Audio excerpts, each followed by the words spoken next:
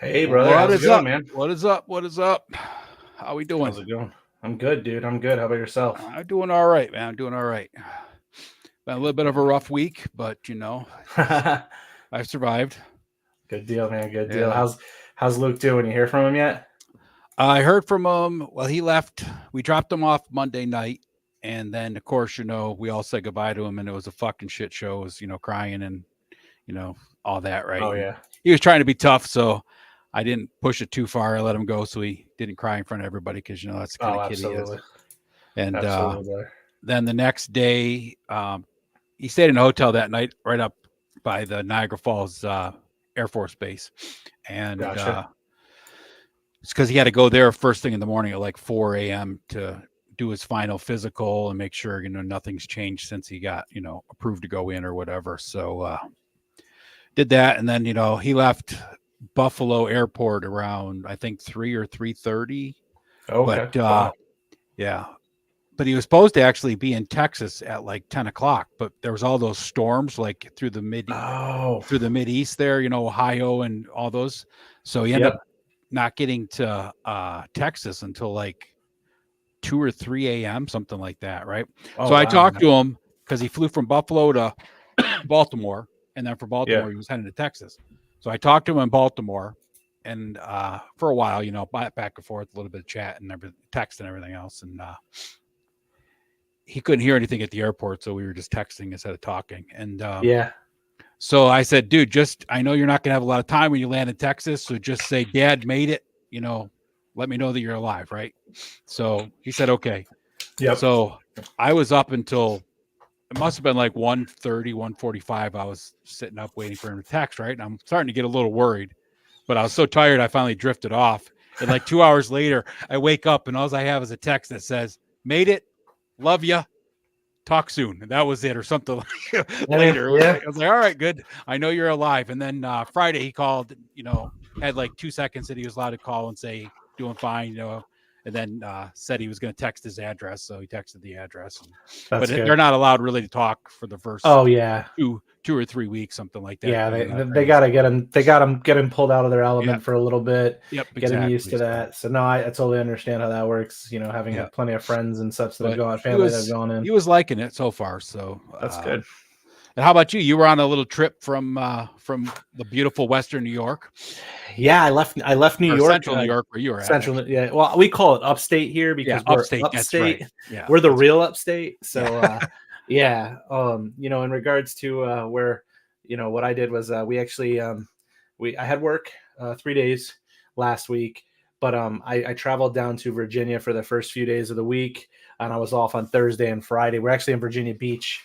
One of my wife's best friends lives down there, and we continue to promise them we're gonna come down and visit.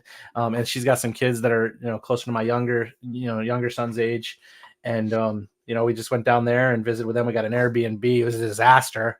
The Airbnb, we showed up at about 1:00 in the 1:45 in the morning. My wife did not like the look of the outside of it. And the pictures, it looked really good. And, we went, the pricing was fair. I mean, it wasn't cheap. So I went in, my wife stayed in the car. I got a text message as I was checking in. There's like, there's bed bugs here. It was reported 2 weeks ago. You are not staying there. And I was like, okay. So I checked right out within moments. Luckily we were able to find a much nicer, Marriott, Hilton or something like that down the road, probably like 2 miles, with fabulous reviews and wonderful customer service. They gave us a deal because it was like 2:00 in the morning, and they took good care of us. It's actually about $40 cheaper than the first place I booked. And Nice. I was paying for parking for $20 a night. So I was really happy with that. You had to pay for parking at the Airbnb, really? No. So the Airbnb didn't have parking. The Oh. Airbnb had parking included, but the price was included. Like the price was it $40. Yeah, it was $40 more than the Marriott Hilton or whatever it was that we stayed at, that had to charge $20 a night for parking. So I was there for like 4 nights. That was $80, and I was still saving $40 over the total price. So I was really happy about that. That's good. Yeah, we had a good time. It was too cold. It was too cold to do anything, but working from the hotel and just being able to crack the balcony door on the beach and listen to the waves crash makes for a much more enjoyable work day. And sometimes it's nice just to even get away and see a different sight, right? That's what it was. Yeah, and actually leading to that, one of the things I had the opportunity to do was check out a couple toy stores down there, Yester Toys and Toy Miser or Meezer or something like that. Two really cool stores that I had the opportunity to check out with me. I was going down with the hopes of trying to connect with some of the owners for future. Well, one, I'm a collector, just like you and everybody listening. So I was trying to snag some, some toys, which I did. Got a couple toys at each store, but I was also trying to grab some business cards with the potential of, hopefully seeing my product Hexastack on the shelves in the near future. So the real question is how many toys did Chase get? He got 2 toys. One, really? Well, actually, he got 3 because one I bought because it was a wrestler that I had promised him once I found it, I was going to get it for him a while ago. He wanted a Logan Paul that he could play with because my Logan Paul is one. I only got one of them, and I got it direct from Matty Collector, and it's an ultimate. And they only did so many of them. I think they're selling for $200-$300 last time I checked, but mine's up on my shelf, and it's not a toy to be played with. So I snagged him one of the elite Logan Pauls that they had there, and grabbed that for him. And he wanted 2 other Star Wars toys, and I picked up my Dark Helmet. Power of the Schwartz toy that I'll be reviewing next month. May Schwartz be with you. Exactly. Well, that'll be reviewing next month for some special event that we're going to be doing with Punk with Toys. And Allison and Retro. And Allison. Yep. Yeah. So it was good.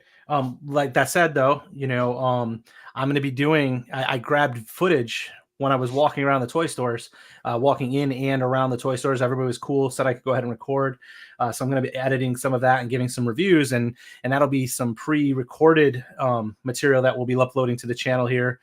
It'll be, ToyLeet's wonderful score, where I kind of give a score and evaluation of the toy store, kind of what they have. There's a few different areas, but that'll be a pre-recorded thing we drop from time to time as we have the opportunity to check out, local comic shops, local toy stores, things like that. So that was my week and kind of where I'm up to. All right, let's check in with the chat real quick. So we have Oz. What's happening, my man? Thanks for coming in. We got Cobb Webb the Collector. What's happening, Cobb? CWC. Yeah. We got Joe Gonzalez. I don't remember how to say his name, but I think I did pretty good. I don't know if were you on any of the clubhouses when Joe showed off his custom Mythic Legions that he does? I may have slipped it. So sometimes I pop in and just listen to it late at night while my wife and I are chilling and stuff. And I don't actually type in there, and I just kind of listen in. So I may have seen some of the stuff. I know he was. I think I saw one where he was really big into the Legions, and he was doing all sorts of custom stuff. And I think maybe he was on right around the time that they made the announcement for the bear and the sales and stuff. Yep. Yeah. So I think I was watching one of the times he was on. He does some awesome customs. He has every Mythic Legions made so far to date. So. Wow, that's impressive. Yeah, he's actually helping Oz do Mythic Legions for Oz's Legions class. He's helping get some pictures and stuff. So cool. That's awesome. Looking forward to that. We got Fetrid Foo. Says awesome. Hello, Ed, Travis, Cobb, Oz, and Joe. And we got K Roll in the house. What's up, Carol? We got Mr. Payne's Toy Samples. What's up, Aaron? Hey, Aaron. What's up, brother? We got the one and only. Look at this, Ted. I'm representing. What's up, brother? Wrong side, Travis. No. On my side, it looks right. I know, but I'm over here. On mine, I'm pointing to you. I'm pointing to you right now, like on my camera. Oh man, so I'm not. Yeah, it's confusing. It's so backwards. Yep. Yeah, we got Thanos copters in the house. What's up, Thanos? And look at this guy. This guy's here. Punk with Toys. Punk, thanks for promoting the channel last night on your stream. Appreciate that. We'll get you that commercial as soon as we possibly can get it done. Yeah, I'll be working on stuff over the next week or so for that, along with the walkthrough video and stuff that I'm working on. And that's it for everybody that's here. Joe says thanks. Yeah, no problem, Joe. Your stuff's amazing. So, all right. Any kind of pickups you got while you're out touring the toy stores and all that fun stuff? Yeah, man. Give me a second here. I was just fixing my camera. I don't know what it just did. We got while you're doing that, Roman the dog says, "It's okay, Travis. I chase my own tail." Okay. So that's not what I want to do. There we go. You guys are stuck seeing me the way you guys see me, however it is. It looks good, man. Okay, cool. Sorry, it messed up on my side because this whole like switch thing. So yeah, I did get some pickups. The first things I got was just before I went on vacation in Virginia Beach. I went over to my local comic book shop. My oldest son, he's a big comic collector, so he racks up a fairly large size bill every now and again. And the guy that owns the comic book shop reaches out and says, "Hey, if you want to stop in and grab those comics for your son, there's like 100 pounds here of paper for him." So I go in, and then as we've been talking a ton about Savage Crucible and, kind of that barbaric, kind of world and fantasy world. One of the big things that I've been getting interested in is Conan. So, I went and snagged this series of Conan. I got 7, 8, and 9, and I haven't read them all yet. Thank you very much, Ed. So Conan here, got 7. That's the newest. That's the new Conans, right? Yeah, these are the new ones here. Yeah. I got them. Actually, there's a game that it mentions on the back that I'm looking into, Conan Exiles: Age of War for the Xbox. I'm gonna check that out. My cousin was telling me it was actually pretty decent.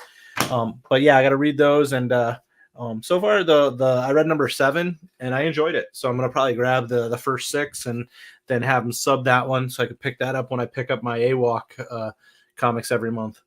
Then I got this one from when I was in Virginia.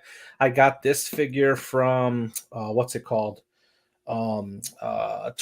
Yester Toy down in Virginia Beach. So I snagged the Kurt Angle. I think I still have one on order.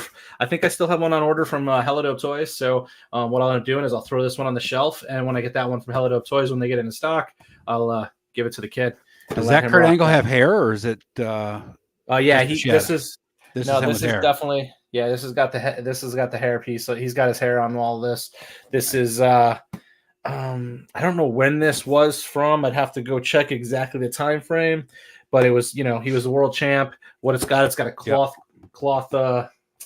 tights. So his singlet is a cloth goods there.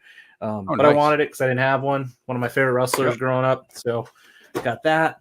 And I got some other stuff, but it was my son's stuff. And then I've got, like I said, I've got the dark helmet for review, which I'll be getting ready and sending that over to Punk with Toys here at some point. And then not Saturday. So this past weekend was WrestleMania weekend, so it was like crazy busy. I was enjoying WrestleMania. But then on Sunday, there was a small toy show. I thought it was going to be pretty small, but it's actually fairly packed. Actually, just down the road from me, about 10 minutes at like an Elks Lodge or whatever. Some local guys been starting to put some toy shows together near me.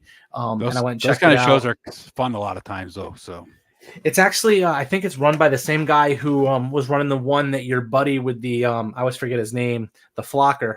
Oh, Build-A-Rama. Yeah. Angelo. He was on.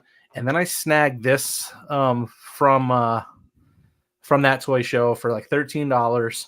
I was walking by, he had a $20 sticker price tag on it, and I was like, I'm pretty sure that's like the price at like Amazon right now. I know it's like normally like $30-$40, and I was like, so maybe the guy got a good deal on it.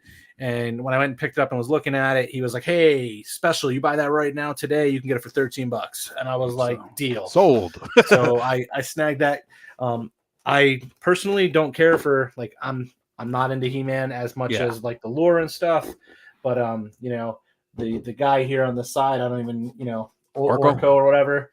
I don't know if I'll keep him. I might end up part ways with him. Maybe my son wants him. Yeah. I really just wanted the He-Man, the Savage He-Man. He'll fit in good with Crucible and exactly Legions, and even the AWalk you'll fit in with. So I'm hoping, and I don't know until I get Savage in my hand. I'm hoping once the human Savages get here, I'll be able to pop the head off that and maybe put the other head on. Nice. And go from there. So yeah, those are my pickups. Real quick before we get into mine, let's say hi to Wraith Mace real quick. What's up, cool. Wraith? Hey, brother. And Briscoe's in the house. What's up, Briscoe? Hey, Briscoe. And that's it. So some balloons for you.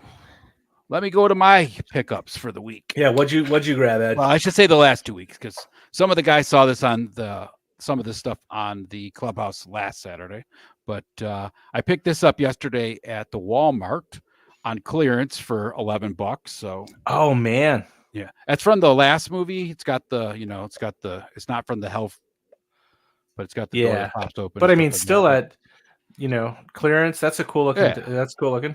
yeah, I love the Ecto Is one that anyway. So is that 6-inch scale or is that a little no, bit? I think they're like Oz can probably tell us because he's got the figures that go with it. Oh, They're, so those they're ones they had at Ollie's that were on clearance probably like 6-7 months ago. I think those are like probably closer to 5-inch, maybe. yeah, I think they're 5-inch figures. So the seat, like the only bad thing is the driver door doesn't open, but like Gotcha. I might pick up that Ecto one that's coming out for that new 3 3/4 inch Oh, the the O-rings. O-ring guys. Yeah, so I might pick Yeah, up that Ecto one too. But for cool. $11, I couldn't pass it up. Okay, I said those are 4-inch, so Yeah, they should work for your Joy Toy. yeah, and then my buddy Rob, the Teflon 3, helped me get this bad boy Ooh. because this is the Batman Supreme Knight. So comes So does with two that? different. Sorry, But Ed. So does that figure? Does it when you open it? Does it have a disclaimer that you're celebrating the successes of the most villainous human being ever to walk Gotham? yeah, it's right here in really small print. You can't see it Okay. well because it's Okay. glare and all Well, that they don't stuff. want to tell you that, right? Because they Right. do try to sell this villainous human being to children. So It's I got really you. funny because I'm a huge Batman fan, always have been, and Yeah. my buddy and Rob the Teflon's a huge Superman fan, so we always go back and forth as well. But really cool looking figure. Just like a lot of the Batmans, the head's actually magnetic, so it holds down the cape. But Oh, okay. he comes with a cape that just is cloth and drapes, and then he's got this one that's wired. Gotcha. Really great figure. I love it. Going to do some more pictures with it eventually, but just haven't really been having a lot of time lately. So, but that was my 2 pickups at the store, and then Nice. my last pickup leads us into ToyLeet or ToyLeet. Yeah. So yeah, you were telling me about this. We were kind of saving this one. I have not watched any reviews on this, Ed. I have not. I've been waiting for this. So I You mean, haven't I've seen watched some any things in. reviews, really? I haven't watched any YouTube reviews on it. I've seen comments and stuff on photos Yeah, where people are like, Gridiron Gang's got a bunch of wraparound stuff to it and some accessories. So yeah. I'm looking forward to seeing if this falls into the toilet or if it's a ToyLeet. So this is the GI Joe classified vamp, and I'll tell you, for $100, a lot of people question whether that's worth the $100, but in today's world, I would say it's more than worth the $100. It's got jerry cans that are removable. I didn't mount the cannon on the back, the machine guns, because it's for me, it's dumb to have machine guns on the back of a truck when you can't stand on the back of the truck to shoot. So, can I ask a question, Ed? On the back there where you have the cans, is it possible to remove the cans and could that area act as a footrest area for a figure? So that is one of the things that Gridiron has actually done is they made Okay. stands back here that you could pop on. Gridiron's done a Okay. lot of cool stuff. They have a roll cage. Yeah. They have their own gun that goes on the back of here. They made like a little stand back here. They made a side mount for the driver that has like I a saw the toolbox and side mount. stuff. Yep. And then on this side, they made a side gunner for the passenger gunner. But Okay. for me, it's just a really awesome, vehicle. I mean, and it's small enough where it's not taking up a huge amount of real estate, but it really looks badass. I mean, the inside's really detailed. I don't know if you can see in there or not, but I mean, all the gauges are detailed. Tires are rubber. I love the off-road lights, so it's really a nice homage to the original one with adding some really nice, modernization and details to it. Love the winch. The winch actually, it's not like motorized, but it works. And it fits 2 figures really nicely. Tires spin great. The only thing I wish it did is I wish that the wheels actually like steered, right? But Turn. they don't. Yeah, they're mounted just in going Gotcha. forward. Stationary. So, yeah. Even if they weren't hooked to the steering wheel and they would turn would have been good. Right. But The only problem with that is like I had a couple of 1/6 scale Jeeps that had turning steering wheels that Hasbro made. And over time, it just gets really loose anyway. So then the wheels are constantly turning. So for me, it doesn't really matter. I'm really looking forward to taking it down to the creek and getting it wet and muddy. Okay. I know Punk's looking forward to seeing those pictures. Yeah, And for then sure. it did come with the vamp driver clutch. Okay, so I'm I not wasn't really a sure if that fan was of- I saw that in a picture I'll see later that you shared with me in a video that we're gonna show later, and I saw that in it, Yeah. and that actually I thought that was a custom. I didn't realize that was from the vamp. That's so cool. So I put on Mutton Junkyard's goggles and gave him a Valaverse neckerchief, Okay. and then I Okay. gave him Spirit's knife. So he's a little bit of a kit bash, but like he came Gotcha. with a helmet that I don't really like the way the helmet sits on his head, and with the helmet on, he looked kind of derpy. So Okay. I thought with the goggles and the neckerchief, it kind of gives it more like a Mad Max type of feel to it. Yeah, he looks criminal. Yeah, yeah. I don't know, looks So cool, man. I'm going to be using the vamp for my Monster Hunter vehicle for my Monster Force. So that's why Okay. I kind of made Clutch look like that. So for me, it is definitely ToyLeet. It doesn't need to get Okay. flushed. And even if I did want to flush it, I don't know if that fucking thing would fit down the toilet anyway.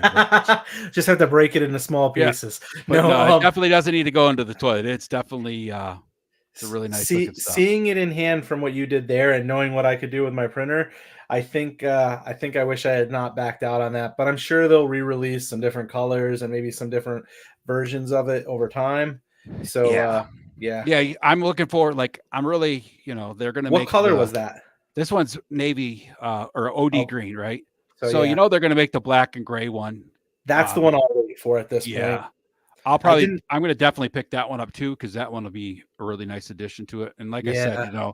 for $100, I mean, as much as I love the Vanguard, it's just too big, and it's really more than I'm looking for. Right, this I can throw right in my backpack and head down to the creek without a problem. Right, it's small enough to do that, but big enough to still sport two figures. And if I get a couple of the gridiron accessories, I can put a third figure in the back or Right. whatever. Right. So Yeah. Does it have a hitch to tow something? yeah, it's got a hitch. Okay. So there's probably Got a nice something coming basket, for it, fire right? extinguisher. And then of course the off-road lights you can just pop on and off. They're really easy to get Oh, on and off. So are that's they really nice. magnetic or No, they are just snap they around the bar. okay? Windshield Cool. goes up and down, which is Oh, a nice that's cool. feature. The mirrors are really mirror. I mean, they're like, sticker mirror, right? Like Right, reflective. But yeah, it's got a lot of cool little features, a lot of nice little details, like holy shit handles you can take on and off, in case the driver gets too crazy, Yeah. It's got a shovel that Kind of making me regret not yeah. not getting it. It was one of those things when I saw it, I was like, yeah, I got to get that. And at that time, I was debating whether I was going to get the Vanguard or not, and I wasn't really sure. But then the Vamp came out, and I was like, yeah, I'll just get that instead because it's. I had ordered it. And then I backed out because I got that thing sitting back there still, on my screen here. So real quick, Kenzo, what's happening, my man? And Mr. Largo, greetings. Thanks for stopping in. Yeah, thanks, guys. Appreciate you joining in. Speaking of Largo, there's I think there's a Mr. Wonderful appearance showing up there at some point in the near future.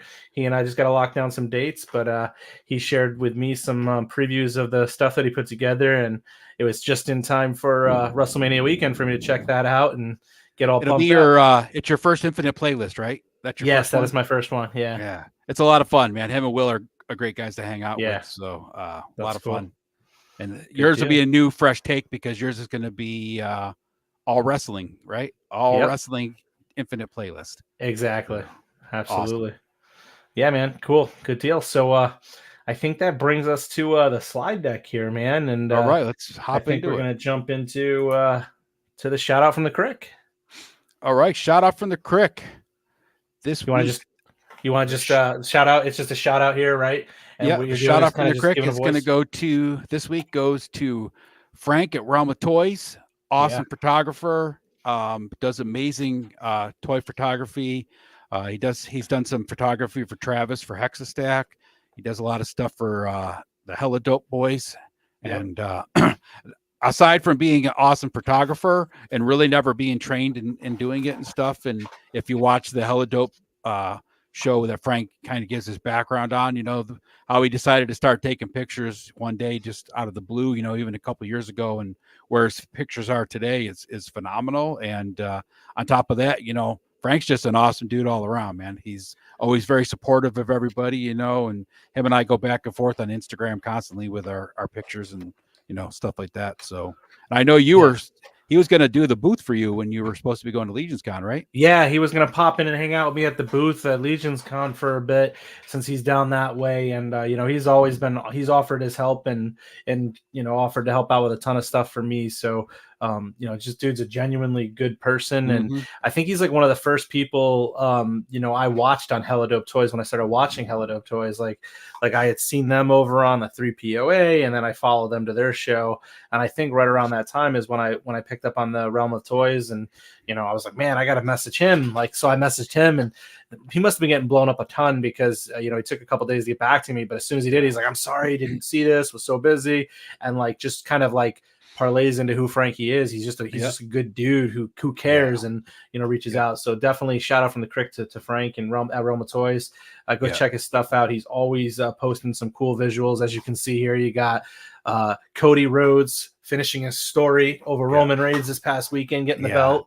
You got some what Frank does with that wrestling ring and then just that cardboard backdrop of the audience, is just phenomenal, right? It's like he's amazing. It looks realistic, right? I mean, it's just amazing. Yeah, no, he's good. And I mean, you look at all these pictures. You've got the Valaverse off to the bottom there, and you've got you got Mr. Fantastic there, and then you've got a Legion's figure there. Just his skill set is, it's amazing. To know he's only been doing it for such a short time is just so impressive. Right? Exactly, absolutely. So anybody that isn't following Frank over on Instagram, he doesn't have a YouTube channel, but he posts a lot, like every day, pretty much on Instagram. Oh yeah. Go on over there, check him out, and give him a follow. Yep, absolutely. Good deal. And that'll take us over to the weekly news.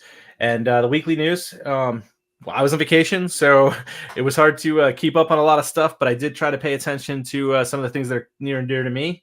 We'll be reviewing some of those. And, what I'll do is I'll throw this out to chat. If, there's a lot of news groups out there. You've got a Punk with Toys who does a great job going through all of the, I don't want to say commercial, but the big boy stuff, right? Super 7, Hasbro, Master Universe. He does all that stuff. Yeah. You want that information, go check his stuff out. He does a fantastic job over there. I probably over the last 8 months have become very focused on the independent toy lines. So that's where I'm going to jump into. Obviously, from time to time, we'll have some things in here related to some of the bigger boys. But one of the big updates this week was the Savage Crucible. They did a stream, which I think is really cool, right? They do this and they don't make you sit there and wait 30 minutes, 45 minutes, 50 minutes into the stream to give the updates. They literally within the first 10 minutes were like, so here's the news. And, some good news, some bad news. The bad news is they are not going to be in attendance to one of the Chicago conventions that is coming up here in the month of April, I think later on this month, which, is an unfortunate thing to see, but from a consumer and also from a business, entrepreneur, I love and respect why they did it. And they did that is because they'll be receiving the shipment for wave 1, the Lemurians, pre-orders and such. And I know, on a previous YouTube, Rob talked about, paying a little bit of a premium to get, multiple shipments rather than sending it over on one large barge, taking kind of the snail mail approach. He went with paying, I'm sure, a premium to get that stuff here for those Kickstarter backers. So, wave 1 figures are going to ship out, and pre-orders, Kickstarter backers, then pre-orders, then pre-sale orders on or about May 1st. So that's less than a month away, so, this time next month, I could be sitting on my, sitting on my Lemurian. You're hoping, right? Wave 2. Well, because I had 2 wave 1s. I got 2 wave 1 all-ins coming, so I'm really pumped about those. You've been like a kid on Christmas Eve waiting for that stuff to show up, man. Yeah, man, I'm excited for that. Yeah. So then they're saying those. All I gotta say is you better open the damn thing when you get some of them. Oh, I will be opening. I want some ToyLeet reviews. Oh, I will be every week. I'll be giving reviews, man. Those are going to be, you'll be seeing pictures. I'll be making sure. I know already that they'll fit on Hexastack stands because I confirmed with Rob himself at the very beginning of Hexastack that the pegs, what size they were. And I confirmed that they'll be the same size as they walk in the Valaverse figures. So I'm good to go. With the Hexastack stuff there. So that, they'll wave 2, they're talking about having shipped out second half of 2024 and the tooling's in process. So Fat Red says toilet. Yeah, right, man. I just don't think it's gonna be, brother. I think it's gonna be Toilet. I think they're gonna He's be a ready. 1/18th guy. What the hell does he know? Yeah. So that's the updates from Savage Crucible, and I love that they did the stream, gave you the news, then went in and talked about a bunch of other stuff. I think they said something about they have 3 conclusives or drops this year of figures that they haven't even announced. They mentioned Really? that the Great Dane or whatever is already being tooled and sculpted, which that's the first time I heard that. So some really cool stuff coming this year from those guys. Yeah, should be good. And I think they're going to try to reschedule their appearance in Chicago for later this year. They also mentioned. So real quick, that the Lumerians are the lizards? Yep, getting lizards. Okay, the lizard. Yep. Okay. Yeah, so the releases that they have are it's wave 1 is the lizards, wave 2 is the humans, and wave 3 are the fish people. The piranhas. Yeah, and they've already got some other stuff lined up and things that they plan to do. And like I said, they've got a couple other things coming along the line. Sometime this year, they're going to be announcing the other IP that they've secured. I don't know if it's going to be a separate IP. I don't know if it's going to be part of Savage. I didn't pick up on that, or if it's going to be part of like another IP line that they're going to distribute. I would imagine they probably stick with that. Just going back to something we discussed a couple months ago now, I think you did find out what toy line they're going to be adaptable with, correct? Oh, yeah. It's okay. So I keep getting mixed up because there's 2 of them that were Kickstarters at the same time. And they were both kind of around some fantasy stuff. So, and when I say fantasy, I mean like biblical fantasy. So there was the Biblical Adventures. It's not that one. It's the other one. It's the Almighty Legends, right? Yes, that's what it is. The Almighty Legends. So Thank you. So the Almighty Legends, they were both Kickstarter and kind of right around the same time with like a religious overtone. Yeah. So the Biblical Adventures, it's got like Jesus and devils and demons and, you know, some of the saints and apostles and stuff. Whereas the Almighty Legends is really just the angels in really badass form. Okay. Yeah. So I didn't follow the lore of either of those because I was so like just getting into Savage Crucible and all of that. And, you know, that goes into that point of like, there's so much stuff out there. I got to start to pick and choose.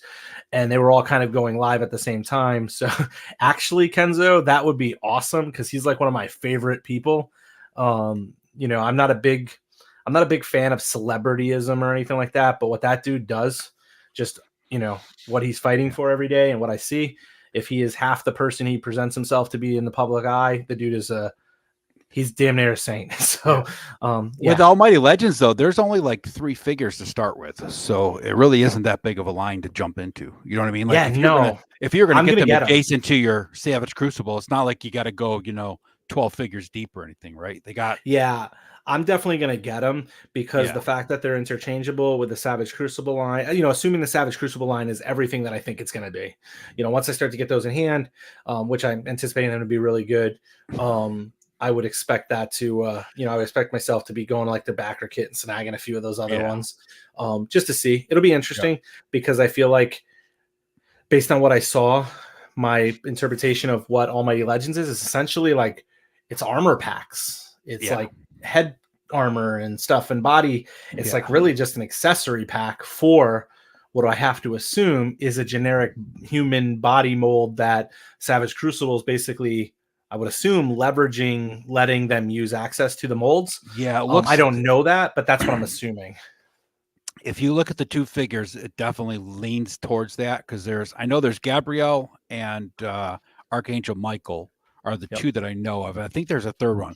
But if you look at them, they're basically the same figure with just completely different armor. And I think they both have different style wings.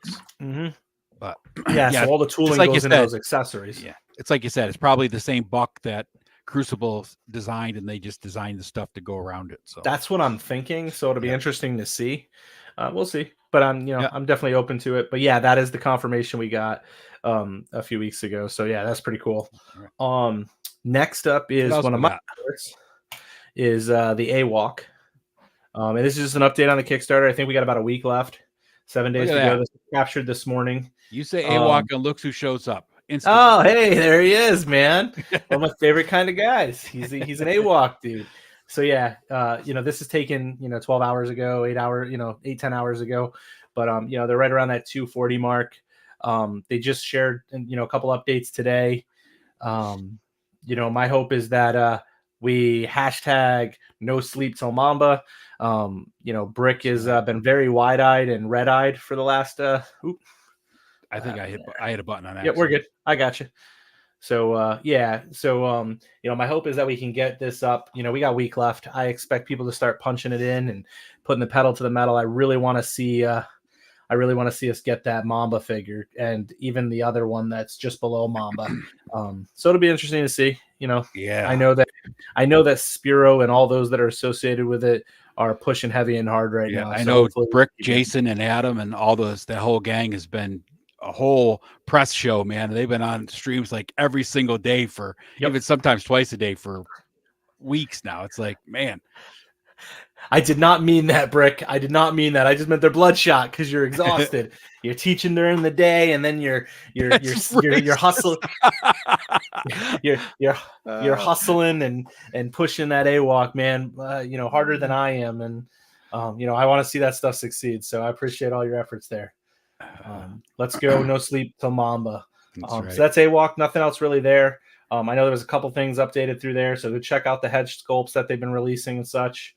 From there, the next one is, and this is I kind of hinted to before, is Galactic Valor. I hinted towards, when there's so much stuff out there to back, what's gonna lose out, right? Yep. And and I'm not saying Galactic Valor isn't gonna fund. I'm hoping for their sake and all the effort those folks are putting into it. I hope it does, and I hope it comes to fruition for those that are interested in it. Just right now, they're just over halfway there. They've got about 14 days left to go. Yeah, they're only going for like 100K, right? That's what they're the base goal was 80K. Yeah. At the end of the day, that's not a big. I mean, in my eyes, from like, there's likely some funding and some initial investment on their side to get it there. Yep. But from a backer's perspective, then that 80K. Well, the good thing about that first wave, I think they're doing it kind of smart. They're kind of following. You're kind of following Valaverse's launch, right? Because 5 figures, all basically the same buck with just different overlays and a head sculpt, right? So if it kicks off, different packs, yep. And then if they make it, they got the bonus figure that's like a more military sci-fi knight armor looking guy, but cool figure line. I mean, I hope it does. Yeah. I hope it does get gets released because it's a cool looking figure line, and I definitely be down to pick some up to see how they are, and if they're decent, I definitely grab a couple of them. It's always cool to have an extra alien or Yeah, absolutely. Even if you're not into the bodies or something, the head sculpts are kind of unique and cool. But I'd like to see a little bit more body types to see me apart from the stuff on the market. Yeah, it's definitely a little different. And my thing is, if the community will support it, it'll come to fruition and they deliver on it. To me, I'm not selling toys, right? I'm trying to produce and sell stands, so it doesn't really. I mean, people are spending their money on what they want to spend it on. They're not cutting into my toy line, right. So it doesn't make a difference to me there. So from my perspective, more the merrier at the table. It gives us more options, and if it's a couple dollars that doesn't go to Hasbro and a couple that doesn't go to Mattel, hey. The only thing I got to say about this, I think Galactic Valor would have been better off. I mean, I think they'd be farther along, in my opinion, of being a toy collector for 51 years, if they had some of them with standard feet. They all have that dinosaur 3-toed look, and I think that is really limiting what people want because that's just not something a lot of toy collectors that do photography and stuff want all of their figures to have. Right now, as Thanos says, that's the stretch goal, the Warmuck mount, and then they have that the Knight dude that has regular boots, right? So if they get to that point, I think you could probably pop the legs off and switch them out. But I think that's really one of the things that's slowing them down. So it's kind of like with what was his name?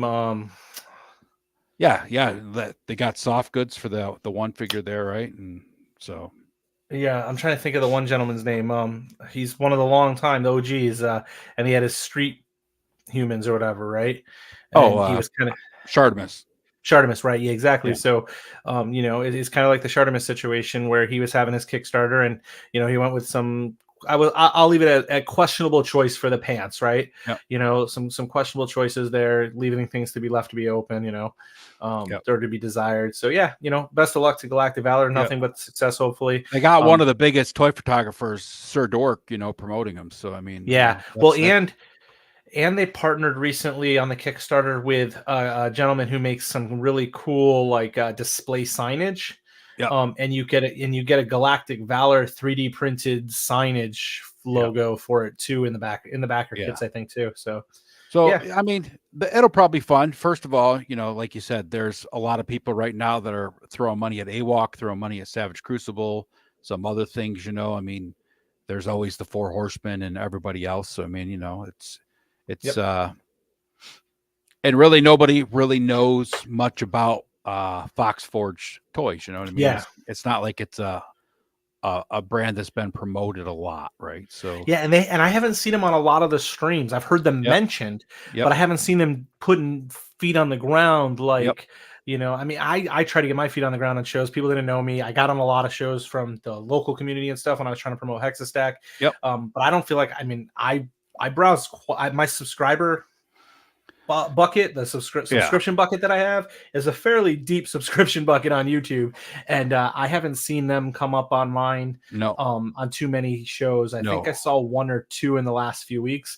Maybe Yep. we'll see them jump on, as maybe it's a targeted approach, waiting till AWOC wraps up, or because I feel like it's kind of all in that same group. And yeah, it was D Blake. Yeah, Yep. he makes some really cool signs. Yep. I've had some conversations with him recently myself. So, well, what are they at right now? 51,000? yeah, they're 51, so they're over halfway there. Yeah, they'll probably get there. Well, how much time they got left? 14 days. If AWOC's done in a week, and then they have Yep. a week longer, maybe after people see where they're at and close out on the AWOC, maybe there'll be a few bucks somebody throws towards Yep. that. I would likely probably snag one of them. My son loves the color blue, so maybe I grab the blue guy there and hold on to one for him if I don't like it. Yep. Yeah. Cool, man. I mean, even if they get a couple of people, like, after the AWOC's over, or, before the end of this, put it in for just one figure. I mean, it's still, more towards their goal, right? So exactly. Yeah, their goal is not a lofty one in the sense of what I've seen before. I mean, even AWOC's, right? Like 99,000, I think, is what AWOC was shooting for the initial target. So to me, when you're thinking tooling and what I've looked into just for some basic stands and stuff, that seems like a fairly low tooling price for what you're delivering on. So very interested. I'm wondering, I think, man. though, that they already had the tooling done for these bucks, because they made those really basic, I want to say cheap figures, but they were inexpensive. But I think it was more because of the plastic that was made. Like the figure details and stuff were decent, but they were made out of, a cheaper plastic, had a really kind of basic look to the face and everything else, right? So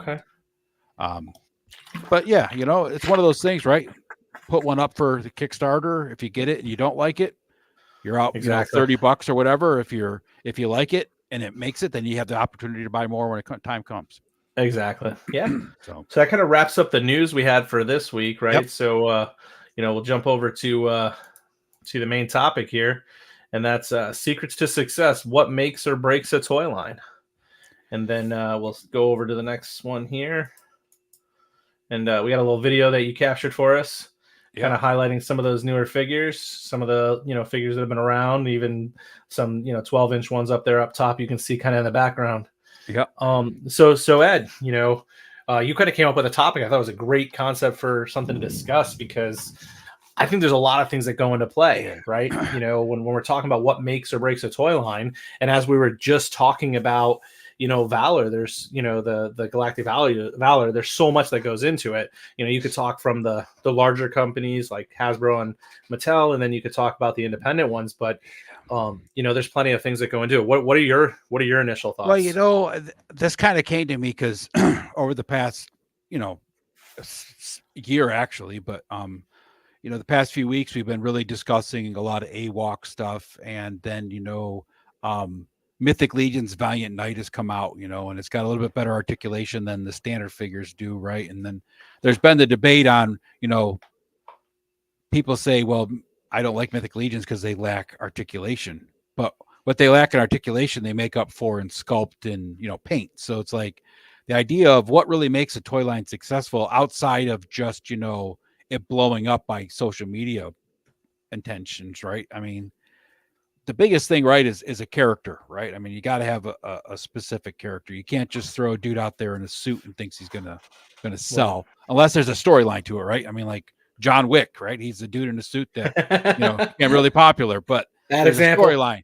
There's a storyline to him, right? But I mean, James Bond. Yep. yeah, you can't just throw a guy that looks like James Bond as an action figure out there without any kind of history behind it and expect it to sell, So that's kind of where I came up with this topic, right? And I mean, I've collected, everything from 12-inch, vintage GI Joe all the way up to, the stuff that's going out there today, right? All the modern stuff, the independent stuff, For me, a lot of it comes down to just detail, right? Because I do a lot of photography, so it's not really articulation so much as the detail, but also what kind of poses can you get him into?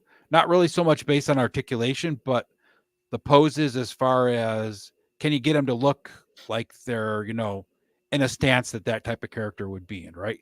Nobody Right. wants a ninja that only has, 4 points of articulation, right? I mean, it's just not right. You want to get a ninja, you want to be able to make it look like it's, fighting, right? So It's like Spider-Man, right? You wouldn't right, want exactly. Spider-Man to only be able to bend over. Right, exactly. So Yeah. I think like Four Horsemen's got a really big corner on the market for details, sculpt and paint work, kind of like Spawn back in the day, right? McFarlane's Spawn line had tons of paint apps that were just Yeah. incredible. But you know, there's so many toy lines out there today. Just what makes one blow up and what makes one fail, right? I mean, like Flipor blew up, right? Shartimus Yeah. is Street Humans didn't go anywhere, right? So Right. what is the reason behind that? Yeah, that's interesting because when you think about it, there's a ton of different you know, um what's an example? So like the Masterverse figures that I see in Target on clearance all the time, right? I mean, they're doing well enough obviously to continue to produce stuff, but they're at a much grander scale. But the price, there's so many factors that go into it. Like, I don't think there's one thing that makes or breaks it. And you use an example there when you bring up Flip War, and then you bring up what was the other one? Street Humans. Street Humans, right? So Yeah. like Street Humans, they had lore. Maybe the lore wasn't something somebody was interested in. They had brand recognition from the primary person, Yep. the OG of Mm-hmm. toy communities. Then you have what is it, Mad Hatter, and you had Mega J, and then you had that connection with Ace, very transparent of who was involved, but you had that comedic, very gimmicky Kickstarter approach. And I'm not saying gimmicky in a negative thing. Right. I mean that with all due, all the respect earned Yeah. and garnered. Right. Like they did Yeah. awesome. They played that Kickstarter up so well. I personally watched it. Not because I was ever intending on backing it, not because I didn't want to support him, because I knew he had all the support he needed. He Yeah. was hitting his milestones, but it's not something Right. that's never going to show up on my shelf. It's Yep. never going to Exactly. make it to my desk. Yeah. I So love the Mad Hatter, and I was so happy that he made it, and it was yeah, awesome that he blew it out of the freaking realm of anything anybody thought was going to happen, right? exactly. But I don't have anything to do with, I have one Masterverse type figure, and that's the Mr. T, and only because I'm a Mr. T fan, so Okay. adding that figure to my collection didn't make any sense for me. But, Okay. Yeah. it's like with that, I think a lot of it has to do with the fact that the story behind Flipor was fun. And I think that's Yeah. probably where like Street Humans fell flat. Did he have some lore? Yes. Did he touch on it a lot? No, he didn't really talk about the lore. Even he was kind of wishy-washy with what the figures even meant, right? And what he was actually Yeah. offering. So it was like, like Brick said here, I don't know if you really need a media tie-in, but you definitely need a clear backstory that's Yep. known and developed and makes sense, right? Like all the little Yeah. add-ons that Matt Hatter put into the thing, like with the flip off, action feature, right? I mean, Yeah, yeah, yeah. that's just something that fit It's and it it's worked, right? it's that gimmicky thing, like the term I use, Yep. gimmick, right? Like Yep. he stuck to it. He stayed true to it during all of the, Yep. Kickstarter updates. And I personally was watching it from a, potential entrepreneur growth opportunity for myself in the Right. future, not necessarily Kickstarter, but just how did he market it? How did he grab all these people's attention and pull them in?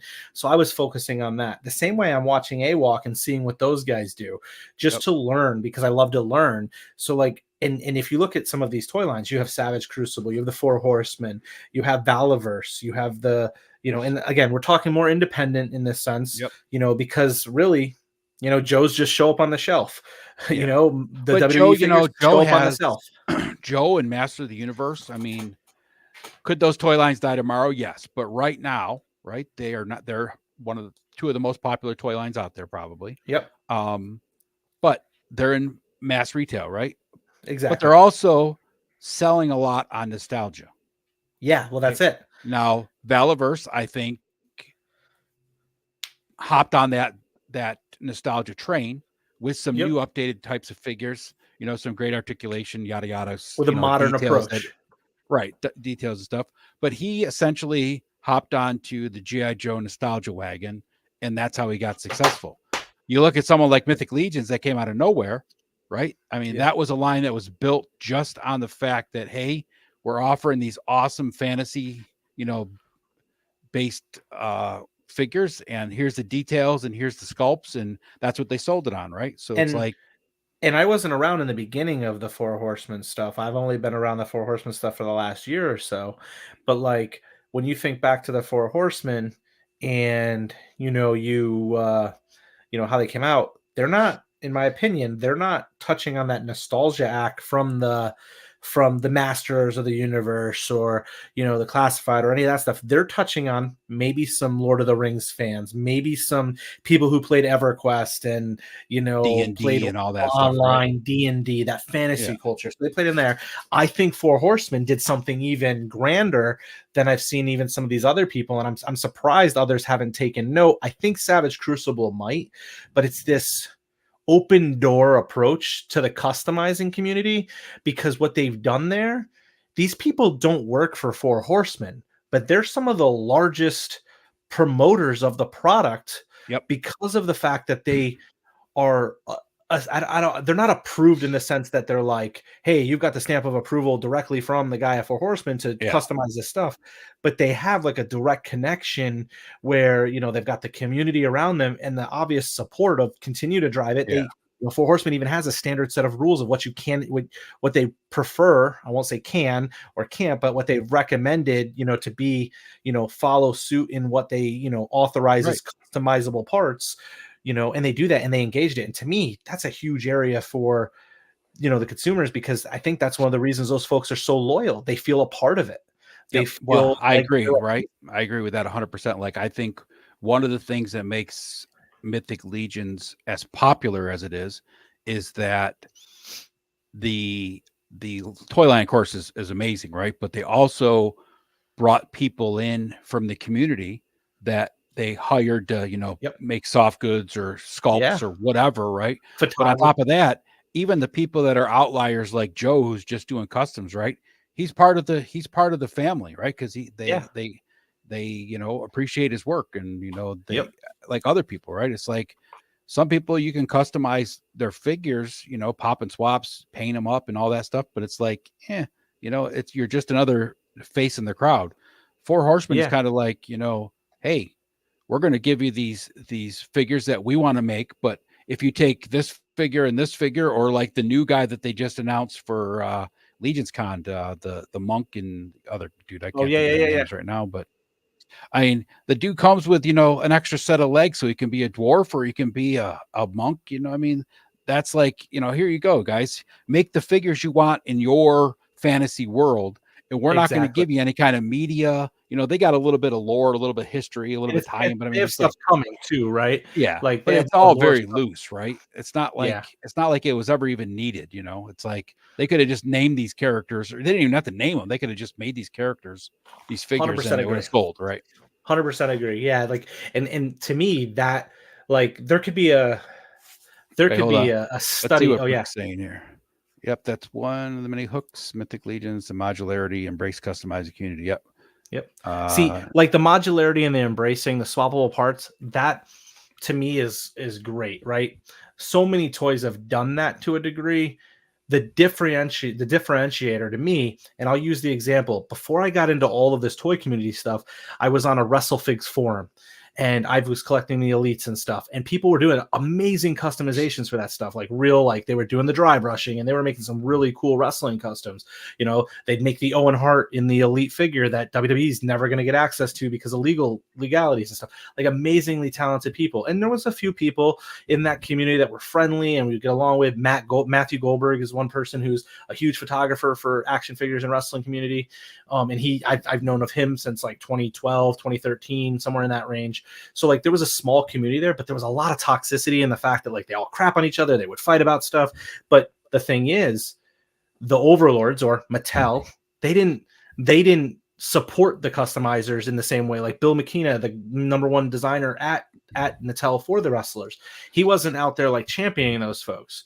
I don't know if it's not allowed or whatever, right? But like it just wasn't engaged. For Horsemen being independent, being, you know, themselves and smaller, they can do that. And that to me is what gives them a massive, like you can write a story on how they've grown so organically and like look in, like do analysis in what they did right and what they did wrong and all that stuff. And I'm not saying they did a ton wrong. I haven't followed them closely enough, but the thing that's most interesting to me about them and what's made them so successful in my eyes, beyond the sculpting, because it's right, you know, it's up there, it's like one of the top sculpts, you know, in non like you know, overseas types figures, right? Like, you know, what is it, in domestic figures, right? So like those are, you know, they're great. The sculpts, the paint jobs are awesome, the decos, all that stuff, so good, both cosmic and you know, mythic. But like, you know, their growth, I truly believe, is large and due to part their smart approach. They're genius. It's not even smart. It's genius approach to not crap on their community, not crap on anyone, be supportive of everyone, and really kind of make, you know, Legion's Con, make those people who support their lines appreciate them and recognize that, hey, we're all in this together. You're going to buy toys. These are some toys you like. And by you buying them, it helps support us. And then you also have a side venture. It goes back to something I said, I think, on one of our recent shows where I mentioned what I'd like to see. You know, I know they've talked about maybe getting some cloth goods in the AWOC line. I prefer AWOC to go with the approach that, hey, there's somebody out there that figured out how to do really cool cloth goods. Let that person do it. Let AWOC do the figures on that amazing plastic that you feel like anybody can mess around with. Keep the price point where it needs to be. And if I want to upscale and upgrade, I can pay for some other people, you know, product there. Yeah, you know? I think like that's the biggest kick, right? And I think that's not the, you know, show for Four Horsemen, because you know that's not what really this is about. But I think Savage is going to be in the same boat with Four Horsemen as far as, you know, being in the community and letting the community, you know, be part of the actual whole experience, right? Whereas, you know, even toy lines like, you know, Super 7, which isn't a big toy line, you don't hear about them, you know, being collector friendly. NECA, community driven. Right. You don't hear about NECA being collector friendly or community driven, right? Even Bobby Valla, right, as big as his line got, he's not really collector friendly. He will not take somebody's idea. He has his reasons. Well, right? He says it outright. He doesn't want somebody coming back at him and he knocking doesn't on his want to door. come back on him. Right. Exactly. I respect that. Yeah. I mean, he's got his reasons, so it's not a ding on him. But, you know, like Four Horsemen is like, yeah, here's the figures. You know, what we like with their vendors, they set a price so nobody's, you know, outselling anybody else as far as, you know, bottoming out the price, which is totally fair. But as far as like, you know, their customizers and the people that you see at Legion's Con that are making, you know, heads and weapons and soft goods and stuff, they're like, yeah, here it is. You know, this is what we recommend doing, right? Here's, you know, this is what we're doing next, right? And it's like, it's so inclusive that people actually, like you said, they feel like they're part of the Four Horsemen, not just a collector of Mythic Legions. And I think Jason from Spiro is doing the same thing, right? I mean, back when I first got my second AWOC, I wanted to take the skirt off, right, and make a cloth one so I could pose it a little better, you know, put it in like a sitting position on, because I was making the throne. Remember when Thane came out, I was making the throne, right? And I wanted to make a cloth one for Thane so he could sit better. Or not Thane, Kali, right? Kali, And I messaged Jason on Instagram and I was like, dude, how do I get this off? And he's like, he told me about Brick and Adams, video of Yep. tearing it apart. And he's Yep. like, but you can heat it up, take the legs off, and the thing will slide right off. He goes, but I didn't tell you that if anything happens, so don't come back at me. Gotcha. And I mean, that was just like, yeah, that's Jason, right? It Yeah. was just like, I'll tell you how to do it, but don't come back at me if it fucks up on you, right? Absolutely. Yeah.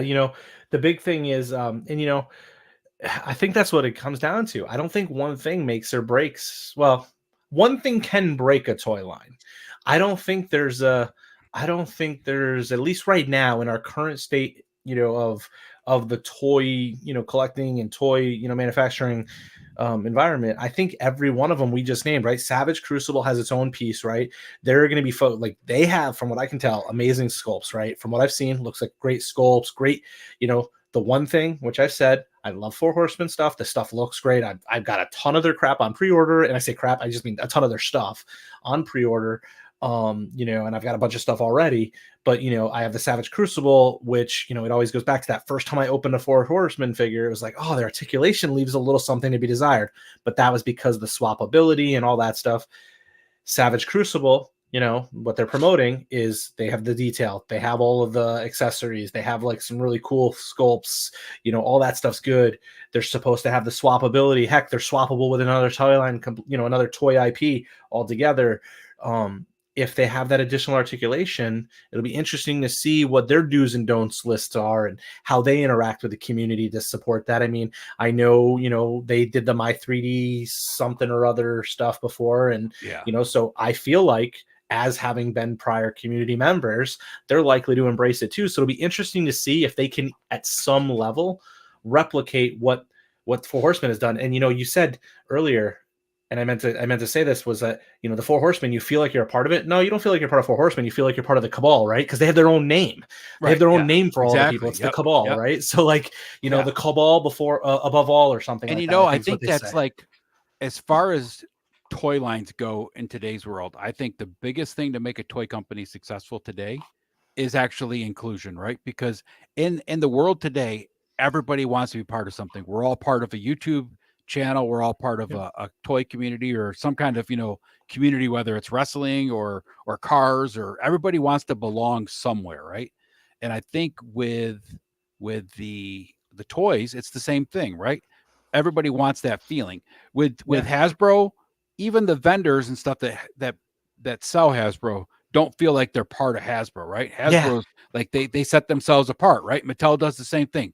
I worked for Mattel when I worked for Fisher Price, and it was like, even as a worker, I wasn't feeling like I was part of any kind of family, right? And that's just the way those big companies are. They're old school, right? They're not going to change. You're not going to change them, right? They got shareholders, and as soon as you have shareholders, it changes that. Yeah. So I mean that's like, I know we talked about the Four Horsemen, we talked about Savage Crucible, we talked about Vala. He was the right place, right time. I think part of his success, at least for me, was coming up at the same time where you have I found about him because I saw the classifieds and I wanted more, and it was hard to get me too. classifieds. It just so happened that, hey, you know what, this is coming out right at the same time, and then I was able to snag those, which obviously led me down that pipe hole of independent toy lines, which is where I am now. And one of the things that helped me with the Valaverse, because I love it, is the lore. To me, lore helps. Like, there's people that maybe that doesn't matter to, and they just want to take pictures and they like their figures, they like to customize. Me, I love my lores and stuff. That's why I've got comics, and I have my own lore, so I'm exactly the opposite, right? The lore, I like the lore, and lore. I do. I'm very much in my own lore. I know you are, but in my head for something, but like I like it, but I do like being able to pull out something like a comic and just when I'm laying in bed, I can flip through and read something. So for me, that's impressive, enjoyable, and I think that's where like we see the success with AWOC. One great quality line toys, but they had the lore, which is an interesting, very touches on, and Brick and Adam do a tremendous job of explaining it and diving into it. But I could relate it to Final Fantasy VII. I can relate it to Planet of the Apes. I can relate it to Star Wars. Like, there's so many. Anybody that wants to know about AWOC, just go see Brick and Adam's Monkey Talk. Exactly. So, but like their lore helps, but I also think the look and the style has a callback. So that's an example of someone who is fresh and it's it's a fresh spin on something that feels like we've already seen it, but not so much that it just seems like a knockoff. So it has that originality to it where you're like, ooh, this is interesting, intriguing. And that in itself, I feel like has led to, a tremendous amount of success for them. And what I hope continues to go, because I love that line. Yeah. I need to see a honey badger, Brick. Go give me a honey badger. I was want just a honey saying that badger. the other day is that I need to see a dwarf size figure in the AWOC. I need a honey badger, and I need that to rip apart those snakes when they come out. So get me a honey badger, Brick. Yeah. So that's, I don't think there's one. I think at the end of the day, there's not one thing that drives the success of a product, a toy line, or breaks it. I think one thing could break it. Don't deliver. Make a failed. Come out with junk. Have the plastic not work. I think like I said, I fully believe that one of Chartemis's, there's two things that Chartemis failed at. Right, he started his press campaign way too late in the game for what it was, and secondly, he was not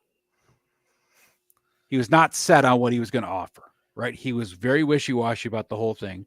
And then pivoted late in the game, too. Yeah, pivoted late, right? And that just totally threw the game off, right? Had he come out from day one and just been balls to the wall promoting it other than on his channel, which he thought was going to be the only thing he needed to do, right? Which, hey, props to you for having that many followers, right? Or that many subs on YouTube. But, we all know about subs on YouTube. They don't always lead to views. They don't always lead to clicks. An actual fan base. They don't lead to clicks, right? It's just a number. Yep. And people want to belong. So, hey, I belong to Chartemis Prime's, YouTube channel. Well, so does 5,000 people, or 500,000 or whatever the hell numbers are, right? It's exactly. Yeah, man. So do you have anything else you want to talk about on the make or break? Oh, dwarf size. Oh, that's interesting. So just get me my honey badger, Brick. I'm trying to get my oldest son loves the honey badger. Number of reasons. I'm trying to get him into AWOCs. Get me a honey badger. He should definitely be smaller than everything else, but he should be like a muscle hamster and just, strong as all hell. Like think hamster. We got to use that as our mascot. I'd love it. Muscle hamster. Get your Chat GPT to do that for us. Yeah, some little muscle hamster. He should be about as wide as Thang and as short as Rocket Raccoon. That's right. And he should just look like he can whip everything that comes in front of him.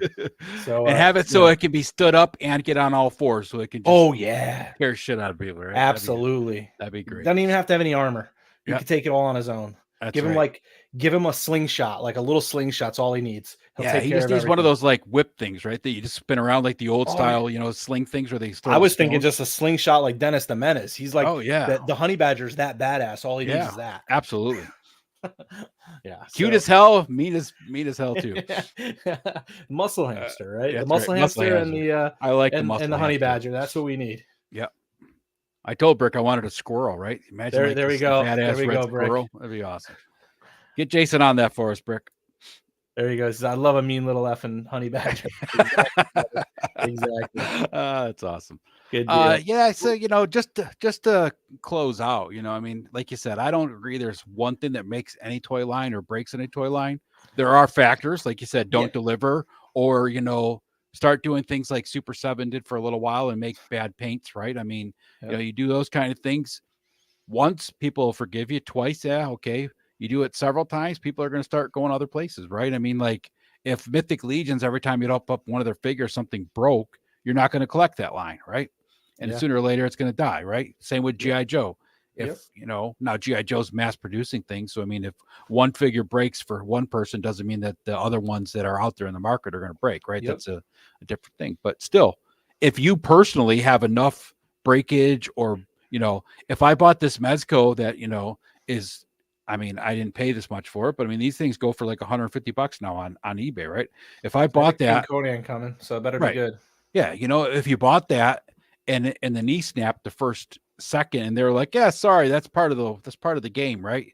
You're not going to collect Mezcos anymore, right? It's just like Punk had with the Joy Toy Army Builders, too, right? Yep. I had the same issue with the same one.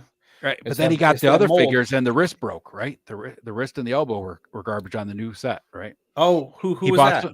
he bought some more army builders and he had more problems with it. So it's like, I so now Punk's done with Ray sent him a Joy Toy Warhammer Warhammer, figure, yeah, but he Warhammer. liked that. But like as far as the Joy Toy military stuff, That's because you got to buy the premium ones. You've yeah, got to buy the premium ones. You cannot buy the army but it builders. The shouldn't be army that way, builders. right? No, It I should not be 100% that way, agree. right? 100% agree. Yep. But those army builders are Yeah, they're they're quick second rate, burn dude. and churn, Yep. type figures. They're army builders, right? The idea is that they're going to stand in the corner. You're not going to be moving them much, and Yep. they're just going to be filling out space. Yeah, I'm not saying exactly. that's okay, and it's a good No, approach, it's but definitely not, right? But so anyway, yeah. if anybody in the chat has anything they want to add, we'll give you guys a couple minutes. I know Brick and Joe have put some stuff out there on what they think, helps makes or breaks a toy line. But anybody else want to throw any ideas out there while we slowly start to wrap things up? Yeah, and I got a video I want to throw up real quick, Yeah. as a preview for next week. While the Yeah. chat starts to spit things in, if anybody in the chat wants to add anything around the make or break, some things that you think are good, bad, something you've seen a toy line do really good, or you've seen a toy line do really bad, throw that in the chat. We'll open it up. We'll discuss it a little bit. But real quick, I'm going to throw up a video here because we got something on the agenda for next Tuesday, and here we go. So the con mastery tips for attendees. And vendors, targeting the convention experience, right, to ensure that you have a winning experience. So, Ed and I, have gone to a number of conventions. I've gone to some smaller ones. Obviously, I went to PowerCon last year. That's where Ed and I had the opportunity to meet each other in person with a ton of other awesome people like Oz and Helidope. So we'll talk about some of that. But ideally, we're going to talk about some of the things that you can do in preparation for a convention, regardless of the side of the table you're standing on as a consumer or a vendor. So we'll talk about what we do and then go through that stuff. I'm looking to see what Cobb just sent me. Okay, cool. Oh shit, I gotta share this, dude. Hold on. Yeah. Real quick. While you're pulling that up, let me know. I'm just gonna go ahead and fire off a couple of these. I guess Collector said something to you, and then Thanos says here, availability really helps. I like Horseman's pre-orders, and the Spiro has toys available on their website. Yeah, definitely. That helps out a ton. Can you see my screen? I do. The muscle hamster. Oh, that's awesome, Cobb. Thank you. Cobb, what are you using? So are you using is that ChatGTP, or are you using what's the other one that I have? Midjourney? Are you using Midjourney? Yeah, Thanos, I agree, man. That's going back to that, definitely, right? Availability is huge, right? I mean, oh wow. Like you said, right? You jumped into Valiverse because you couldn't get classified, right? Had you been able to get classified, who knows if you ever would have jumped into Valiverse, right? So it wasn't that I couldn't get classified. I was able to get classified fine, but there was a limited amount of product on the shelves for it, meaning that there wasn't a diversity of army builders, or there wasn't things to fill out the ranks, and I wanted some other molds and such. And that's what Vala's Action Force provided was the ability to fill some gaps in my roster and whatnot, something that, and the best part was they were in scale with one another, and for me that was massively impactful. My mindset on that has changed to a degree. I've got some really cool ideas that I'd love to see, and some stuff that I think would be really cool regardless of the scale, but it'll make sense in the big picture. This is another one, and this is kind of a hard one to base on, right? Cost over quality ratio. Yeah. Like the Foxfire toys, the original figures they come out with, right? They were like $16. They weren't the greatest, but they worked good enough for a background character, somebody in the background, like of a Star Wars Dio or something, right? Yep. And if they broke at $15, are you really going to be that upset? Not too much, right? Not in today's world. Yeah. But you buy a Super 7 or a Mythic Legions for $45, $55, an AWOC for $35, and it breaks, quality's not there, right? Now, toys break. I mean, that's just nature of the game, right? And you're always going to have that one thing that happens. But like I said, if it's a continuous, or ongoing thing, then that's when it becomes the issue. But it's hard to base that costing on there, because what I consider a justifiable cost and what you might consider a justifiable cost are always two different things when it comes to people. Oh, absolutely. It varies, right? Yep. If you've ever gone to 5K Toys, don't talk to me about quality and cost ratio because Right. that stuff's through the roof. You know what I mean? But Oh you get yeah, dude. quality, you get some interesting stuff, some really cool, unique I figures and love stuff. 5K toys. But it's you're paying out Oh yeah. the rears for it. Yep. But for example, I was at Yester Toys down in Virginia Beach last week, and I went in the store, and it's a small. I mean, it's not huge, but it was a nice sized toy store with a ton of stuff.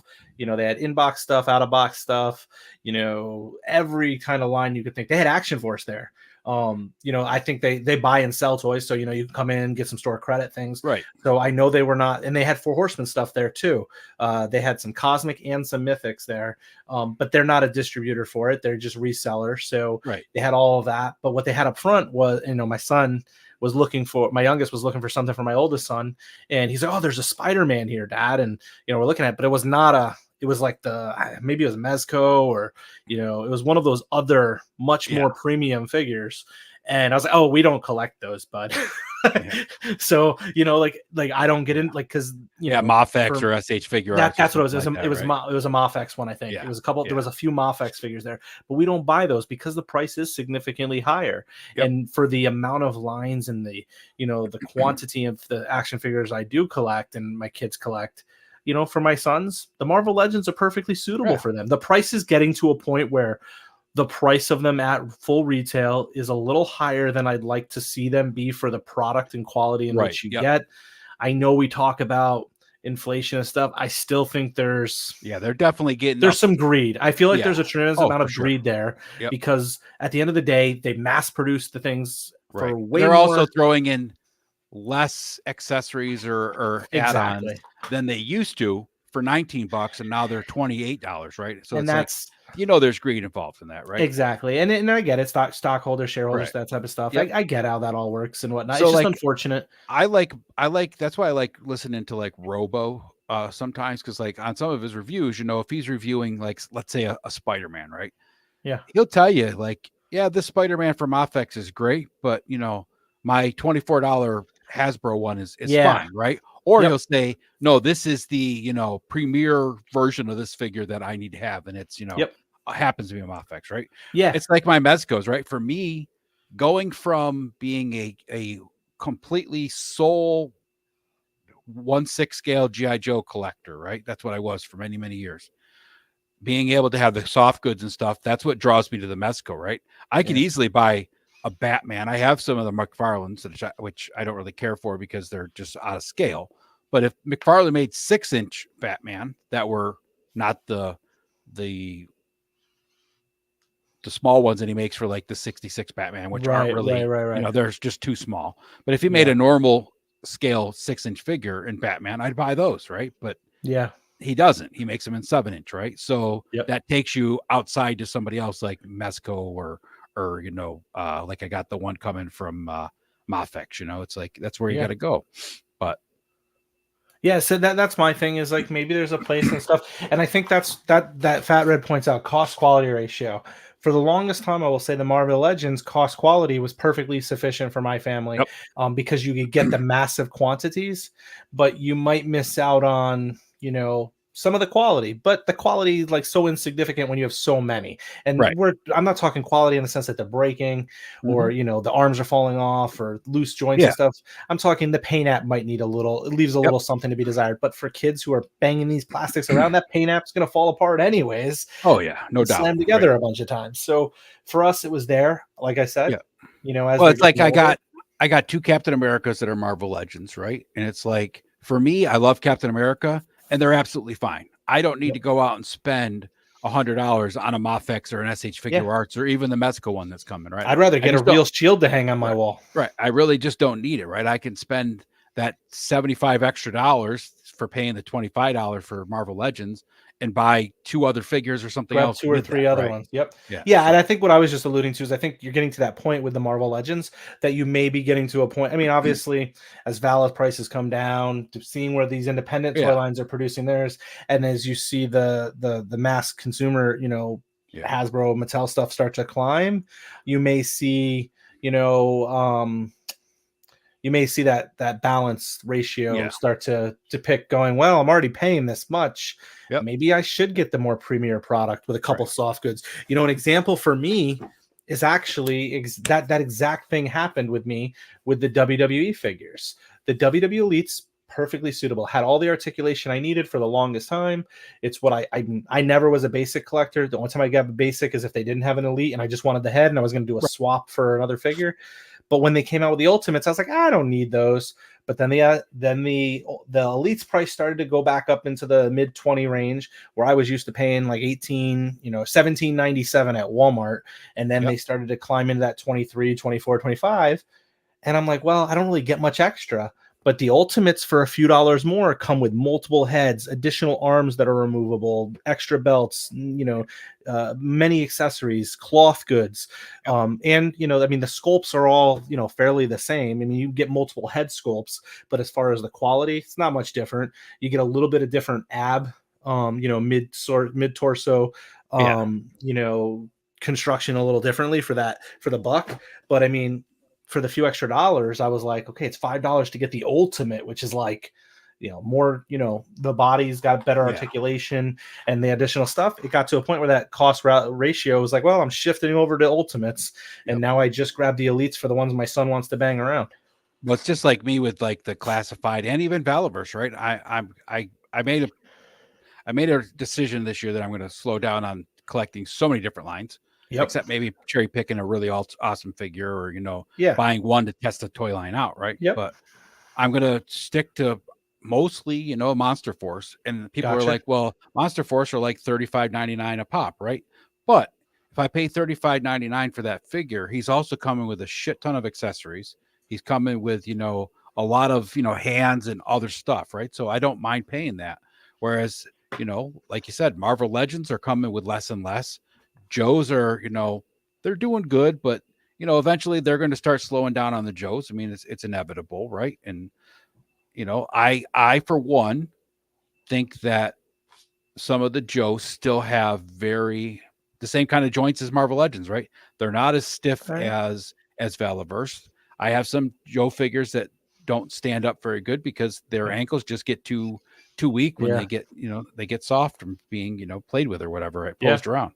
Whereas, I posed up Valiverse forever and they never did that, right? Yeah. Same with AWOC. I could pose an AWOC in all sorts of different positions and it doesn't loosen that joint up, right? And somehow those figures balance so well. Right. Exactly. Somehow That's what I'm saying, right? proportion of those are amazing. Yep. So yeah, so I mean that's where I see it, and what I think makes them successful, and my purchasing habits and stuff. And again, I've gone very much independent with my purchases, and I say independent, like the AWOC, Spiro, Action Force, the Valiverse stuff, Four Horsemen, Savage, that stuff. Yeah, good deal, cool, man. So I mean, I think we're coming up here on about an hour and a half here. Yep. Let's close it up. Let's close it up. Yeah. We got next week's show. What makes it, being successful at a con? Yeah. Remember, that's going to be from both sides, as a con attendee and from people that have, from the side. Travis and I have been on both sides of the table, and we're going to, talk about things that, if you truly want to have a fun con and be successful at a con from both sides of the table, that's what we're going to talk about next Tuesday, 9:00. Yep. Tips for attendees and vendors for a winning experience, right? Both sides of the table. And con mastery. A lot of cons coming up, right? I mean, at Joe Fest, there's the Dallas Con. You got Zolo Con in August. There's a bunch Legion's of stuff Con coming up. Legion's Con in November. Only 7 months away. I have a hotel booked. Yep. So then we got let's see, Thursday with a friend on Punk's channel is with Down South 77. So come join us for that. Friday night, late night chill with Random Diorama on his channel. So join us for that. Saturday night, of course, we'll be at the clubhouse on Ostradamus Toys. And then Sunday at helladope.com. So yeah, maybe I'll get an invite to that exclusive clubhouse this week. And maybe I'll join. Well, that'd be good, man. It'd be good. It's been a while. You got anything coming up? My friends. I'm working on a couple video edits that we're going to promote here on the ToyLeet channel here. you know, for both Yester Toys and Toy Miser, whatever it is. Man, that Toy Miser place was freaking gigantic. Yeah, I can't wait to show the video. It's Yeah. like I've got 25 minutes of footage, and I didn't even capture everything because I skipped over the girl sections. There's an amazing amount of stuff there. So like this, I mean, Power Ranger, like everything. I think I might have sent you a picture of the Power of the Force wall. Yeah, you showed me the Power of the Force walls. That was one section of the Power of the Force. They had everything, and then I couldn't even. There was so much stuff on the. It was just awesome, but huge. It's like an antique shop on the first floor, and the entire second floor, which it's like the size of a gymnasium, was just a ton of stuff. So yeah, looking forward to finishing that up. Hexastack is still coming. We're working on that. Definitely going to keep moving forward with that. Keep your eyes out. Making some pretty good progress now that the weather is getting warmer up here. Stuff's starting to go. I'm back from vacation, so it's pedal to the metal. Dedicated about 20 hours a week to pushing that forward. So hoping to make some of that come to fruition. Almost at a year. My goal is to be live before the year at this point. May 18th. You're coming up on it, dude. You're coming up on it, man. May 18th was the announcement. So I want to be live with that, selling the product before May 1st. And then, believe it or not, May 19th, I may be doing a toy show local here to New York. Actually, one of the toy shows I was at on Sunday, there was a couple folks there that actually knew of Hexastack and were like, I was like just trying to kind of like, mention it. They're like, hey, I follow you. And I was like, looked them up. I was like, holy crap, you do. One of them knows like Willem Hound. Another guy's on the 3POA podcast watching it all the time. He has some Valaverse figures there. So, some people know who it is, man. And we'll keep moving it forward. So yeah, that's what I got ahead of me. And then, like you said, next week we got our show together, so we'll knock out the con mastery. Yeah. But other than that, I think we're good. I'll throw up the thanks everybody. I'll throw up the outro. We'll see you soon. Thanks, guys.